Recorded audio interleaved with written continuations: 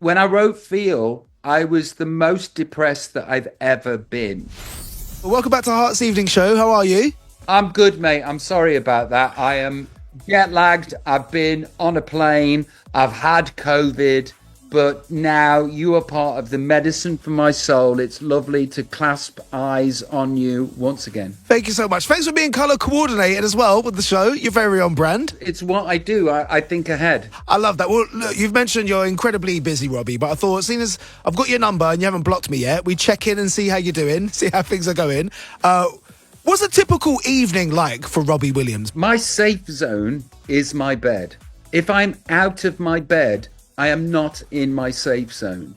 So a typical evening will be me being in bed with my wife and the kids watching TV. To be honest with you, I'm only out of bed if I'm working. So there's a lot of bed happening, a lot of bed.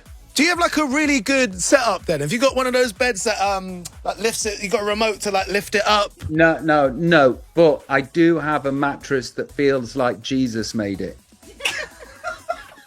Yeah. I love that. Well, we're very excited about your new album, Better Man, Robbie. We get to hear some of our favourite Robbie Williams songs reimagined. Can you tell me about the experience of recreating some of these songs?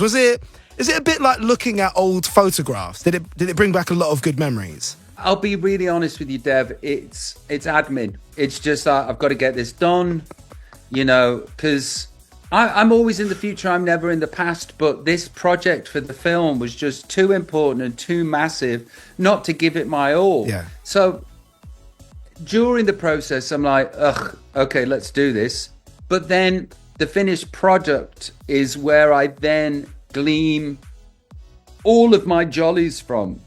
When I then listen to it and go, wow, okay, so we've reimagined these songs. We've bettered most of the songs. So I'm glad I put my all in, but also at the same time, it's admin. The finished result isn't admin, it's special.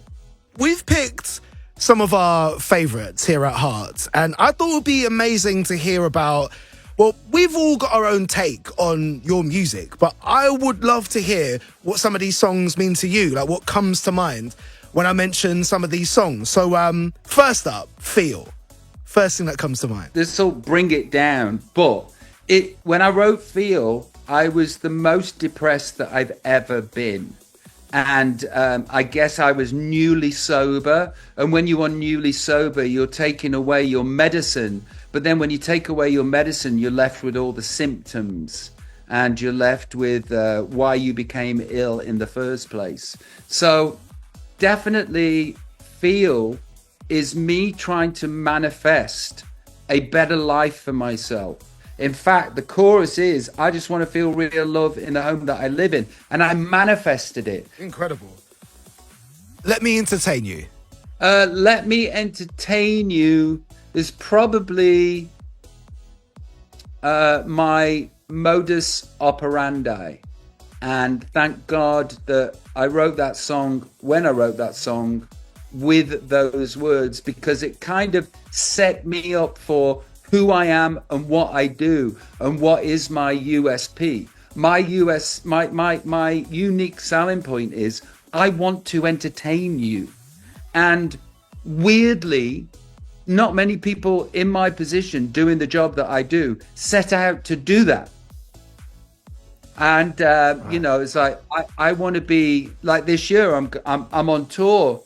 I want to be the best entertainer on the planet. I've got a couple more that I'd really love to hear how you feel about.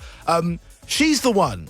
Incredibly emotional song. Amazing new version, by the way, on the album as well. But what does that song mean to you? When I went to rehab in 1997, there was one album that I kept playing over and over again. And it was an album called Egyptology by a band called World Party. Carl Wallinger was the lead singer and the writer for the band. And unfortunately, he passed away like last year or the year before. And it was the album meant so much to me, and I love this song on there. She's the One. I had nothing to do with the writing of that, but I recorded it and put it out there. And then Carl, God bless him, hated the fact that I'd recorded his song, like was disgusted Wow. with me doing it. And I was very sensitive to the fact that somebody that I regard so highly regarded me so lowly.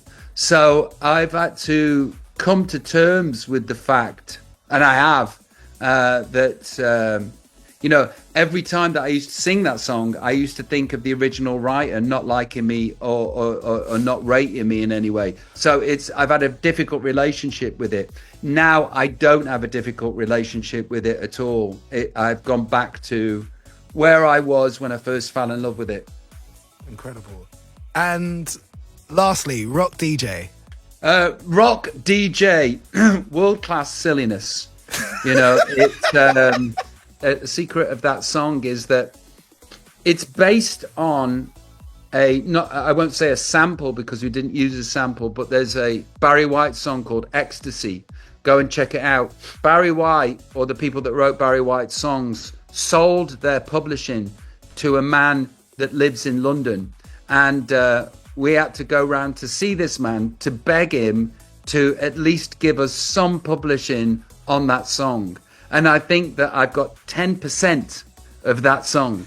Now, I wrote the silly rap and I wrote the silly chorus, and what you should morally get for writing the melody and the lyric to a whole song is 50%. But because this man didn't want to give me 50%, I have 10% of that song.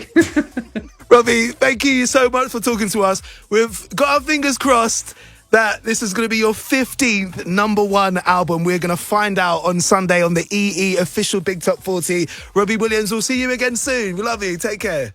God bless, Deb. You take care of yourself.